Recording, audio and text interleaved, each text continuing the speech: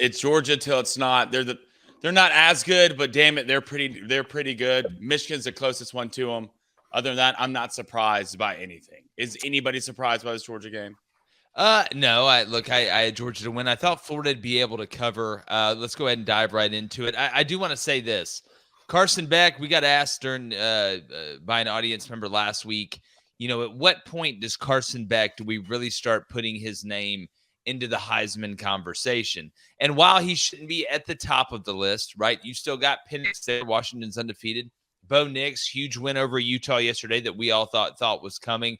You look at Jaden Daniels at LSU. We're going to know a lot more after this week when they go take on Bama. And then we see, obviously, what Florida State and Jordan Travis is doing. Quinn Ewers is hurt. But at some point, we have to really start putting Carson Beck in that conversation. 19 of 28 yesterday, 315 yards, 2 touchdowns, no interceptions. I do want to say Graham Mertz, even though he played second fiddle, is a pretty damn good fiddle.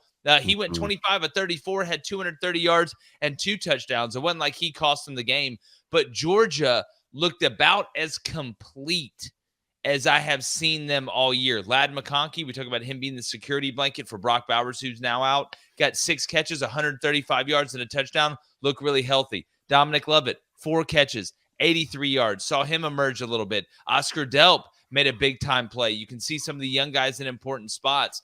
So Georgia, I thought at the end, they scored double digits in every quarter except the fourth when the game was pretty much over. I thought they looked about as balanced as I've seen them all year, David. And when you look at Carson Beck, with the time he has to throw the ball, now with this running game, with Kendall Milton being healthy, we see what Edwards is. We know about Dylan Bell. I mean, heck, they got a white guy named Cash who runs the ball pretty effectively. Feel good about it. Team, woo!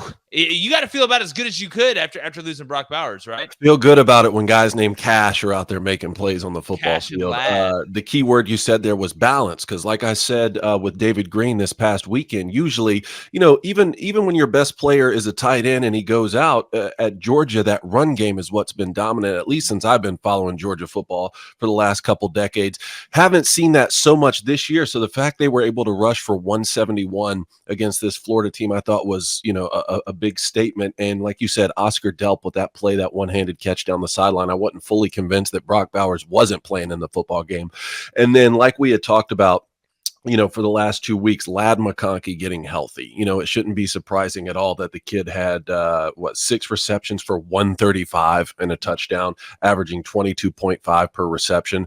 Like, this is what we've come to know from Ladd McConkey when he's healthy. So he's getting healthy at the perfect time. And Georgia is doing what they've done the past couple seasons, which every championship team needs to do, which is improve from week to week. I don't care how good you are at the beginning of the season. I don't care if you're the world beater or the dream team, whatever.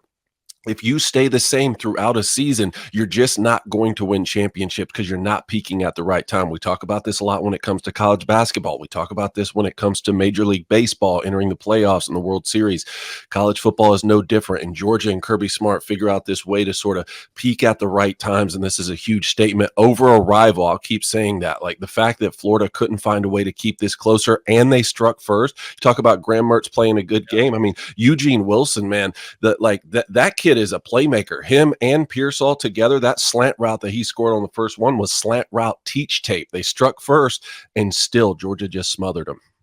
Well, Blaine, it goes to show you, I mean, Georgia, again, that they're learning while winning. They're developing while winning, and rarely do we see that happen. I do want to make this point, too. If you're a Georgia fan, there's always small things that in reality, they're not small things, but to fans in general, they're small things. You got the Peyton Woodring kid, who's a young field goal kicker. We know he struggled earlier in the year. He goes 2 for 2. I know the long was only 32, but he was 5 for 5 on extra points. Then Brett Thorson, 3 punts yesterday, 3 balls down to inside the 20.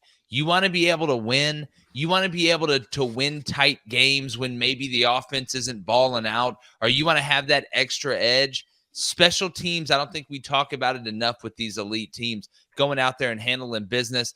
Florida was pretty clean in special teams as well.